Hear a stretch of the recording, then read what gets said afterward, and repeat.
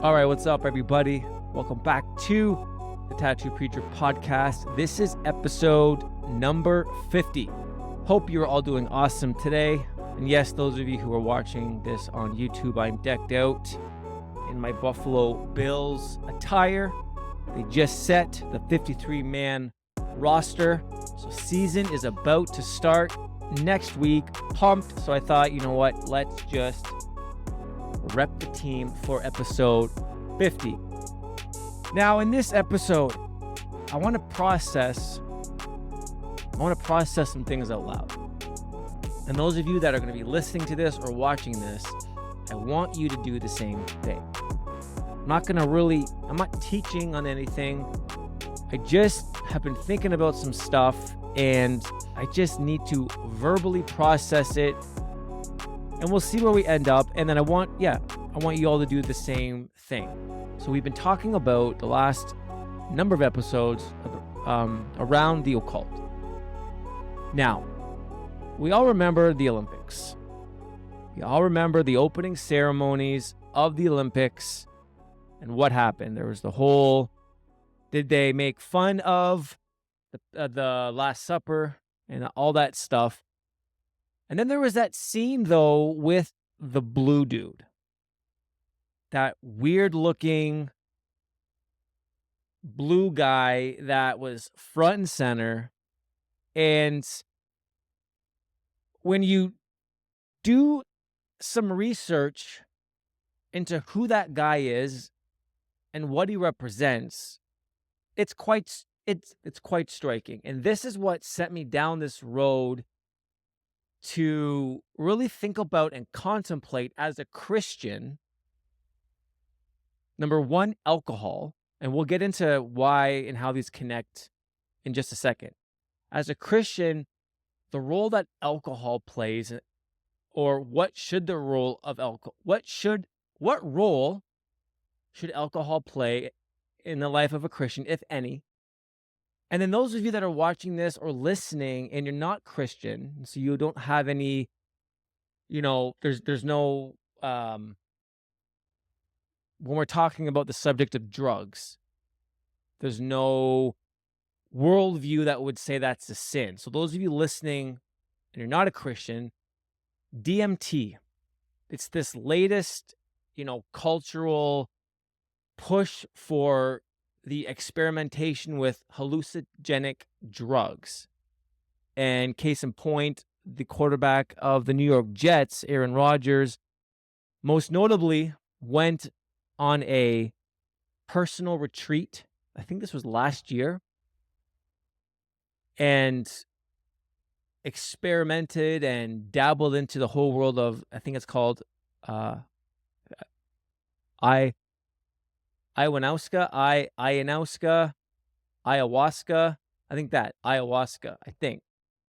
hallucinogenic drug that kind of puts you into this state, and we'll get into this, but it helps you connect with the unseen realm.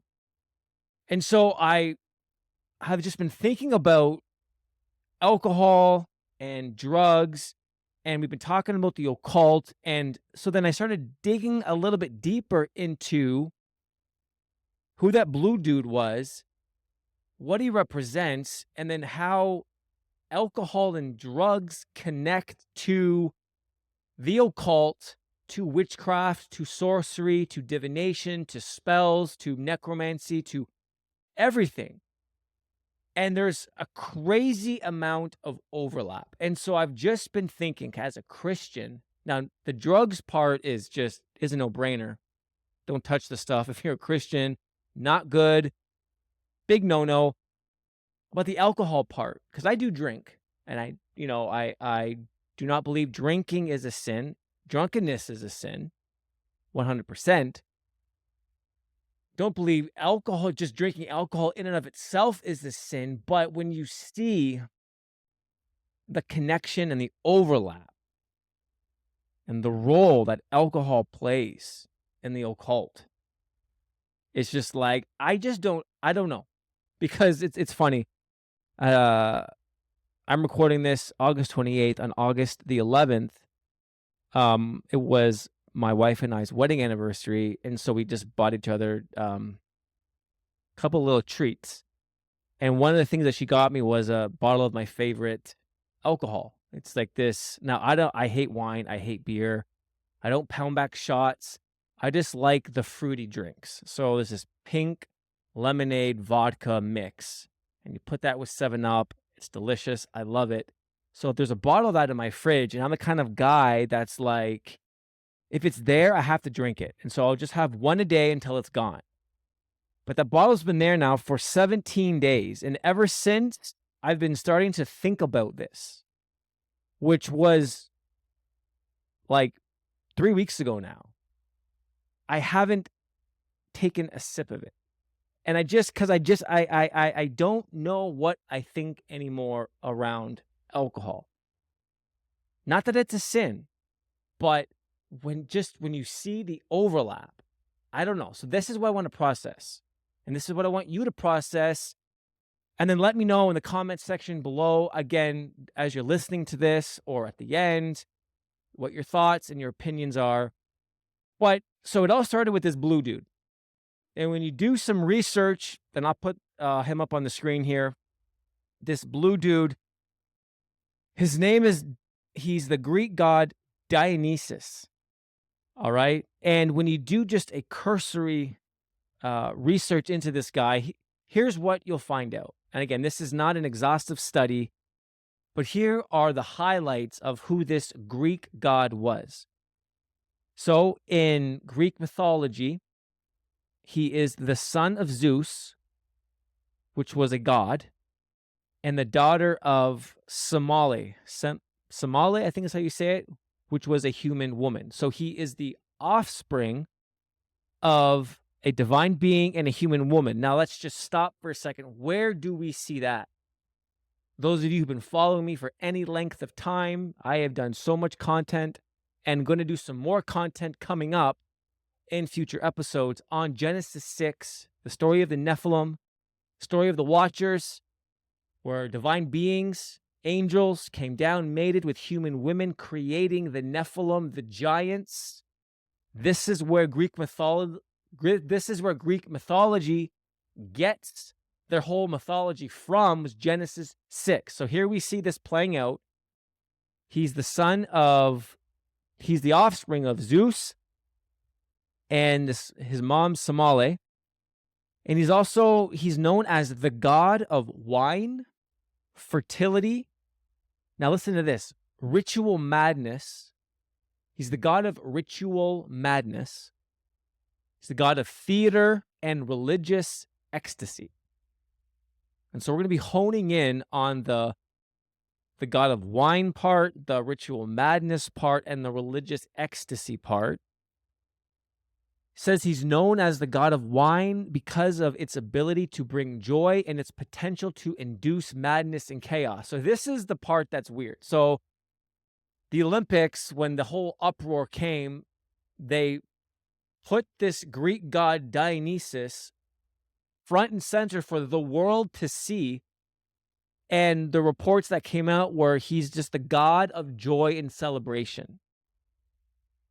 He's a god that loves to involve music and dancing and partying and just celebrating the inclusiveness of everyone, and just he's the god of having a good time. And that is part of what he is, and that's the part that they focused on, putting this Greek god front and center for the opening ceremonies of the Olympics. But then they don't actually give you the whole picture of who this dude is and what his partying, his celebrating actually entailed. And so he's the god who brings joy and potential to induces madness and chaos. So his parties start out joyful, celebratory, but then they turn into madness and chaos. It says he's known for inducing frenzy and ecstatic states in his followers. He's known for inducing frenzy and ecstatic states in his parties. Okay? His worship often involved So the parties that were devoted to this Greek god, all the Dionysus cults around, his worship often involved wild, ecstatic dances and rites where followers might lose themselves in a state of divine possession. So he's the god of chaos, induces frenzy, and then his followers, those who are participating in these massive celebrations and joyful experiences, find themselves getting divinely possessed by his spirit. Huh. They don't say this in the Olympics. Dionysus was worshipped in wild, ecstatic rituals that involved music, dancing, and sometimes the consumption of wine. And Dionysus was also a popular subject in Greek and Roman art, often depicted in the company of satyrs. What's a satyr? It's those I never remember, the centaurs, satyrs, and minotaurs, those half human, half animal creatures. So when he's depicted in Roman and Greek art, he's depicted in the company of these Nephilim creatures. And that's a whole other kind of Nephilim. There was part human, part divine. You get the Nephilim giants. And then you had part divine, part animal. And you get all these, the chimeras, all the cryptid creatures that we see in mythology, even up to the present day, different stream of Nephilim. So let's just break this down for a second. He's the god of joy, the god of wine, the god of partying, but his parties may have started with good intentions, but they ultimately ended up. And if you do some more research, when it's talking about how they induced madness and chaos. Now, I have to be careful how I say this so I don't get flagged on certain words. But the madness and chaos resulted in violence. People would get so wasted, plastered, drinking. They'd become so intoxicated that and then when you add in the divine possession, you put all that together, madness and chaos resulted in crazy, violent behavior where people were filled with these like bouts of rage, and then they would just be offing each other. Like violence would break out to the point where people were just unaliving themselves everywhere. Madness and chaos. This is what happened. This is the god of joy here. This is what happened. So you had crazy, unaliving parties happening here. Then, that's one strand. But then what also would happen is when you get into this ecstasy part, people would be getting just plastered out of their mind, divinely possessed.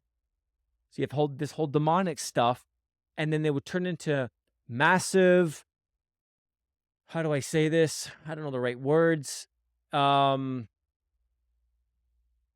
Massive, the parties would turn into where everyone would start congregating together and performing acts on each other.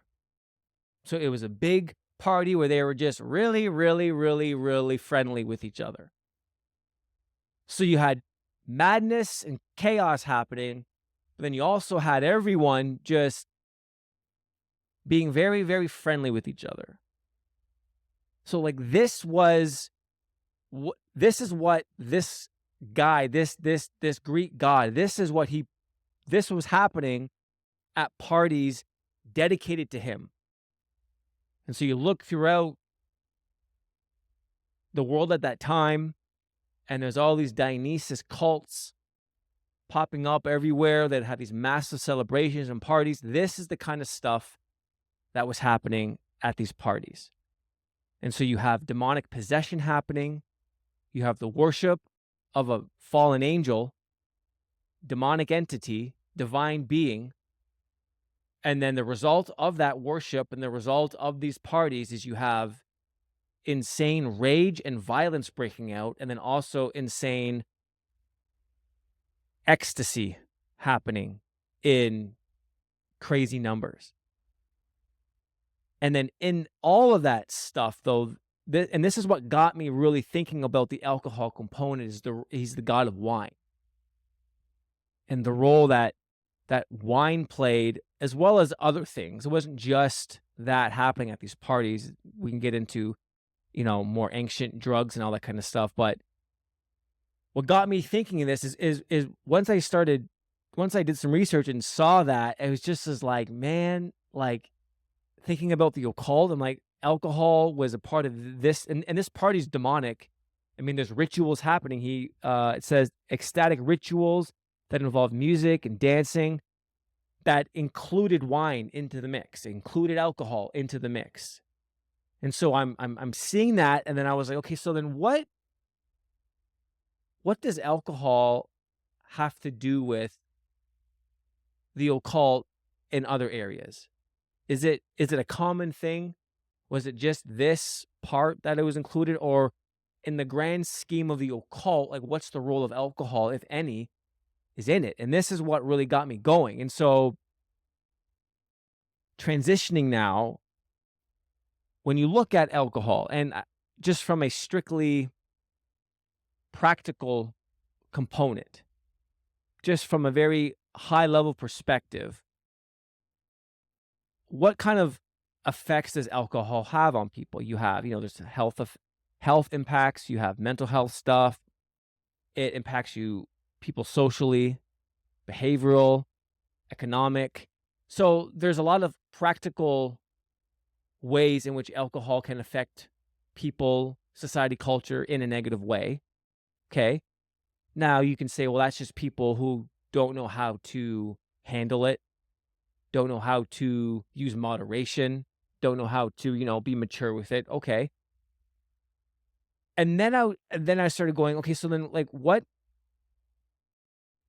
the connection point between alcohol and the occult?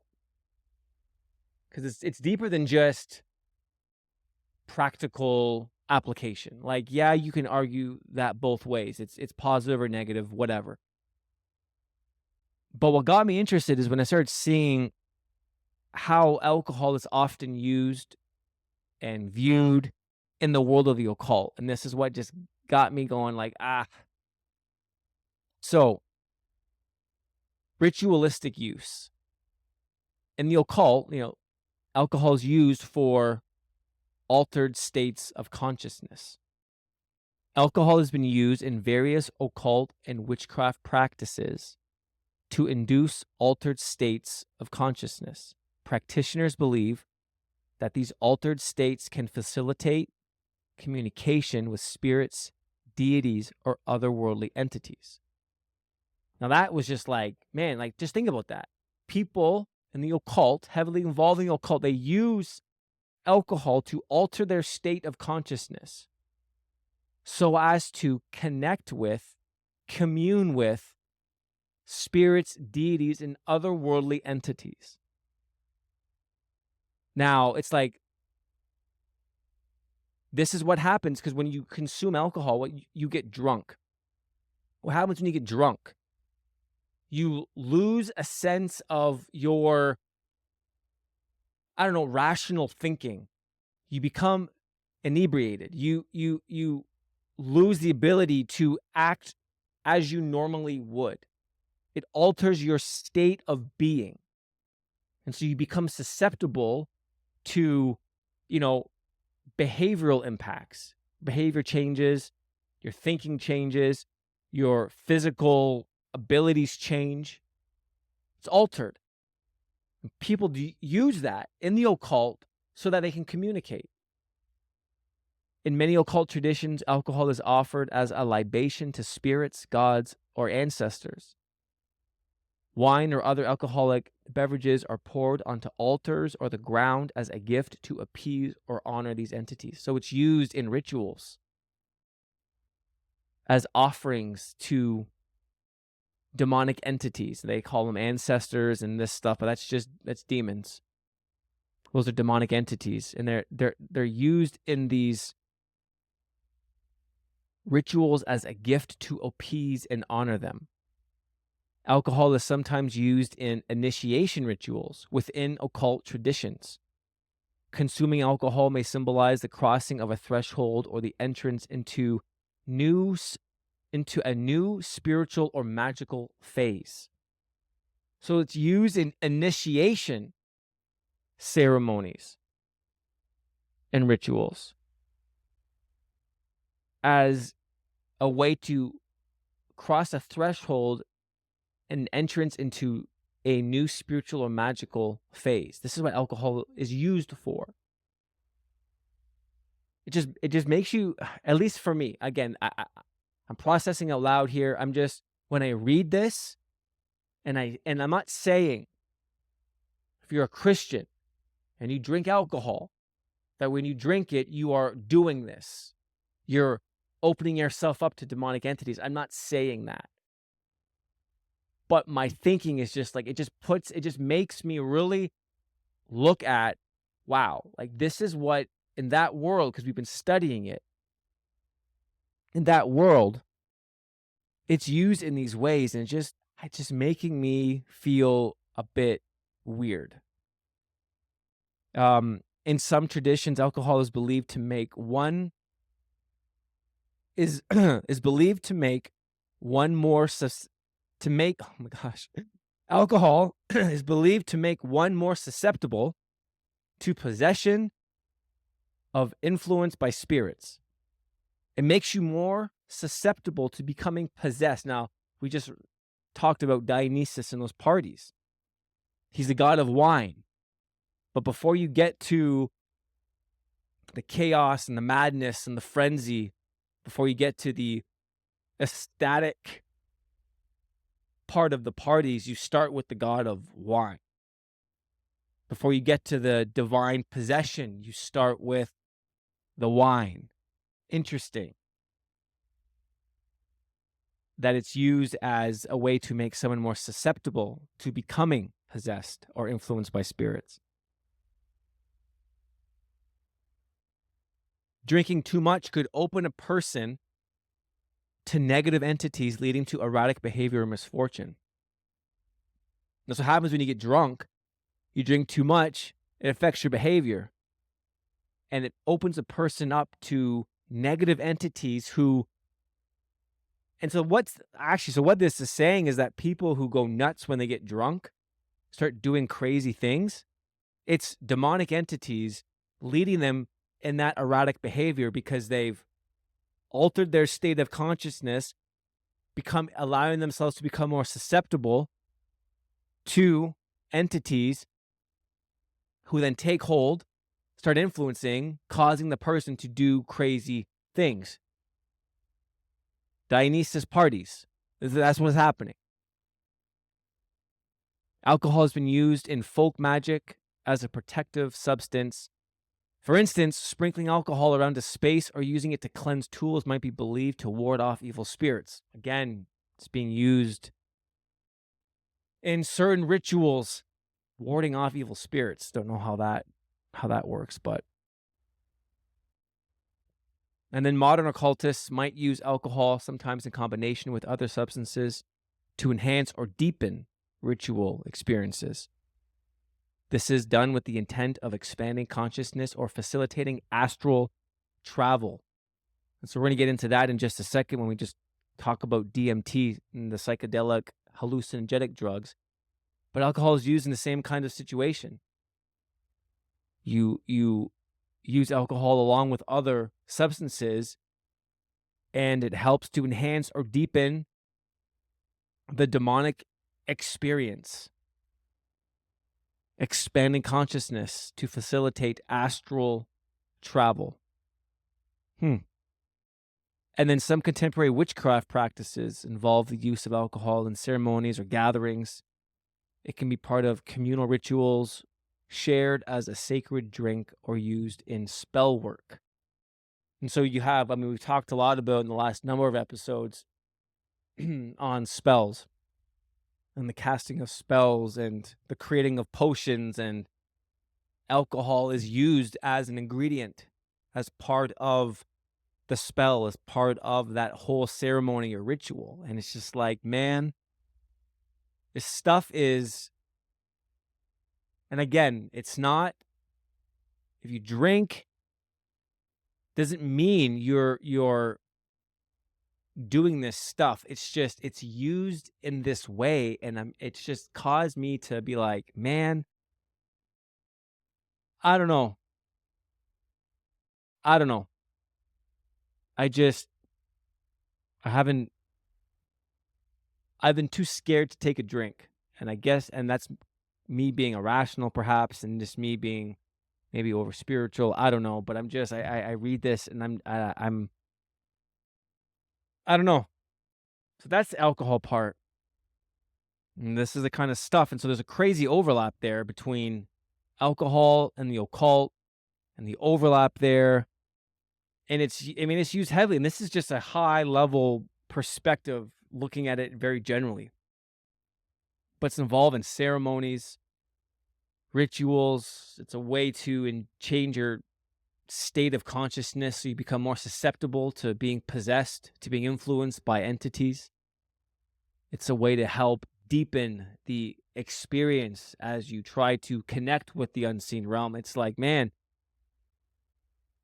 it just, to me, I guess to me, it just highlights the, when someone is drinking and they cross the line of normal to like tipsy, and then from tipsy to like, I'm drunk now, right? It really highlights that zone of when you become inebriated, when you feel the alcohol working and you feel yourself loosening up, you feel yourself maybe behaving in a way that you normally don't. It's like that state right there. Like, what's happening in the unseen realm in that moment? If you could see into the spirit realm around a person when they get to the place where the alcohol takes over in a bit, or takes over in a way where they are now not acting as they normally would. What's happening around them? And that's what scares me. That's what's causing me to really, because I mean, I'm gonna be honest, I don't get drunk. It's wrong, but there were times in my life when I did. And in those states, I remember just, getting plastered in high school, or even just drinking, and I know my limit, and crossing the limit where you feel the alcohol really working. It's like, and you start thinking, and I just, that state of like just being intoxicated, and you start thinking stuff that you normally wouldn't think. It's like, it just makes me, knowing this overlap and knowing how it's used and knowing the craziness of the unseen realm, and that there's entities out there who want to take you out. I mean, Peter says this in 1 Peter 5:18, be sober-minded, be watchful. Your adversary, the devil, prowls around like a roaring lion, seeking someone to devour. And you think about, there's an enemy who wants to take you out in the unseen realm. And when you put yourself in that state where you lose your faculties, like you lose your ability to just be normal and think clearly, you become susceptible. And this is where people make a lot of mistakes when they drink too much. You become intoxicated. You start making dumb choices. Why? And the question is, what's pushing you to make those dumb choices? Is it because you've opened yourself up now?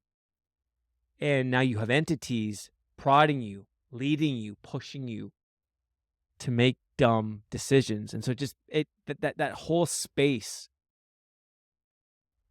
just makes me very hesitant and very just way more mindful of the whole act of drinking. So that's the alcohol part. Now, lastly, just want to talk about DMT, which is psychedelic drugs that produce these short-lived hallucinogenic experiences. Um, and the reason why I want to hit on this is because if you're listening and you're not Christian, so you don't hold to that worldview, DMT experiences are becoming, as I hit at the beginning, like much more common, much more mainstream. You hear, like, especially on Rogan, and more prominent podcasts and um, social media content, the popularity of these kind of drugs, people doing it, people using them to meditate, but people using them to connect with the unseen realm, and that's dangerous. And so I want to talk about this, not necessarily for Christians, because I think as a Christian, we know drugs are wrong.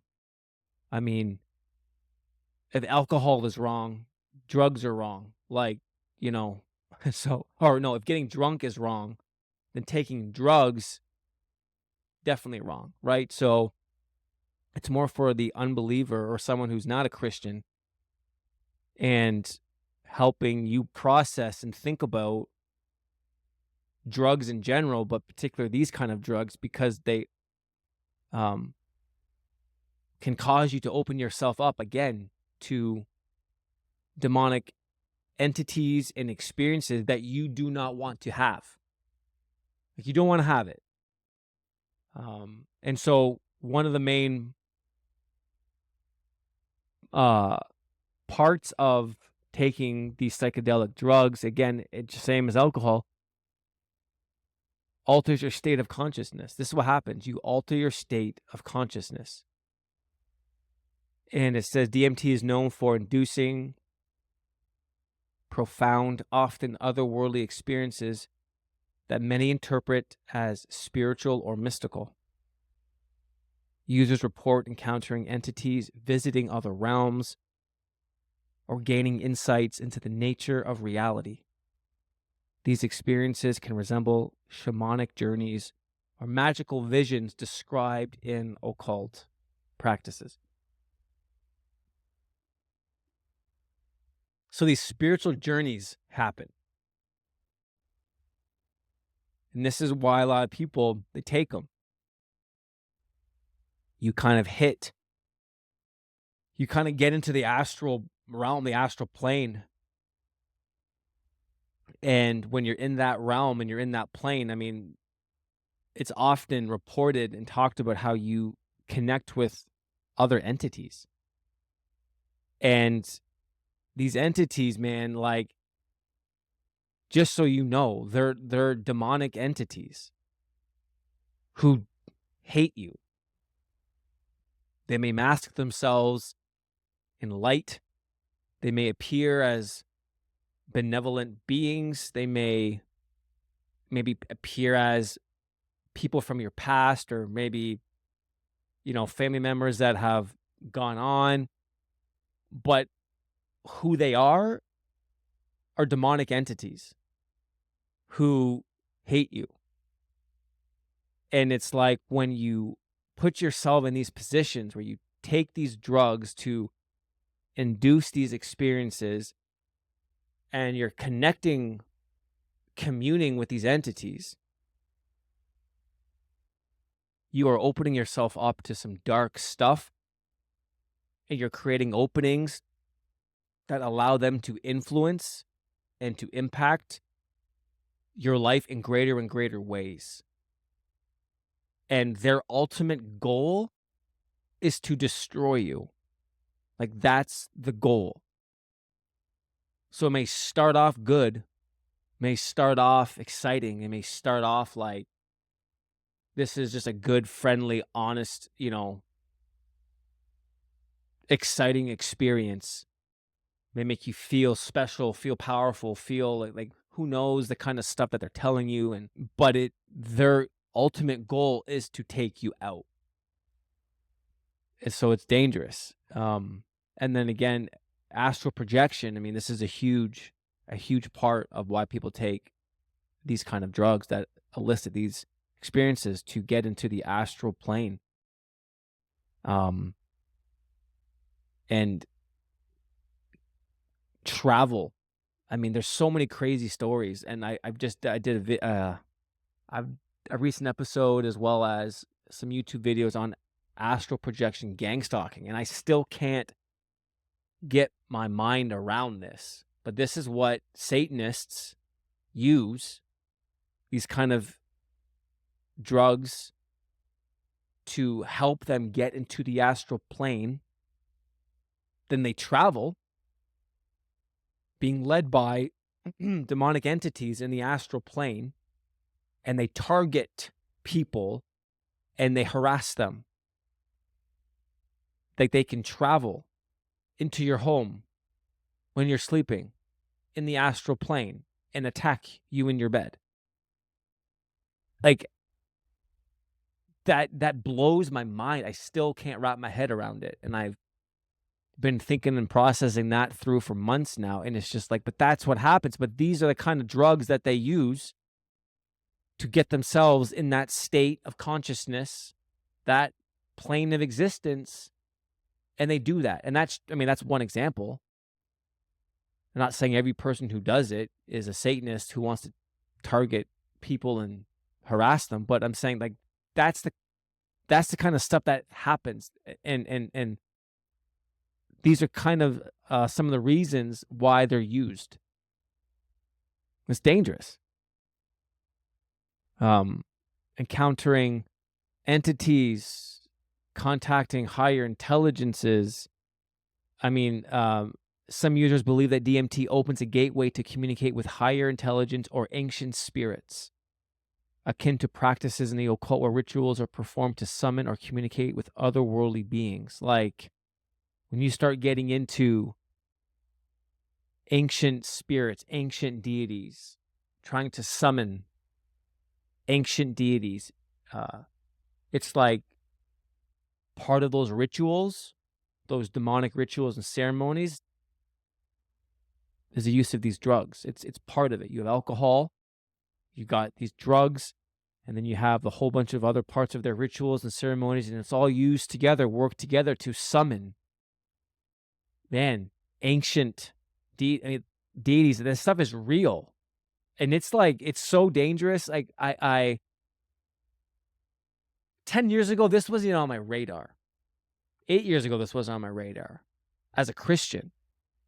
And it's like, the last number of years, but on this journey and discovering the unseen realm and what's actually going on, and seeing the supernatural worldview of the Bible have my paradigm just shattered. And it's like, these ancient deities that have been around since before Adam and Eve, these fallen angelic beings that have masqueraded as the gods of the nations, as, these high-ranking demonic entities, and these are the same beings. Now, they may have different masks that they wear, different names, depending on the time period, depending on the nation, depending on the culture. But these are essentially, they're all the same beings that have been around for thousands of years. And you have these rituals and these practices where people are summoning them. Like, that's crazy. Summoning these ancient demonic entities.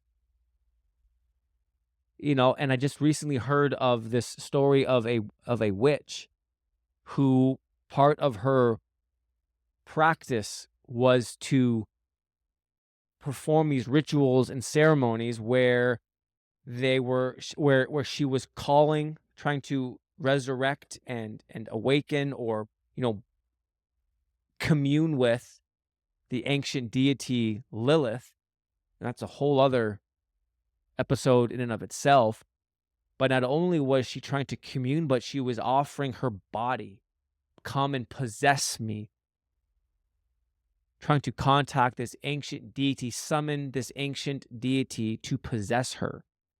Like, it's beyond dark. Like, I can't communicate with words the seriousness and the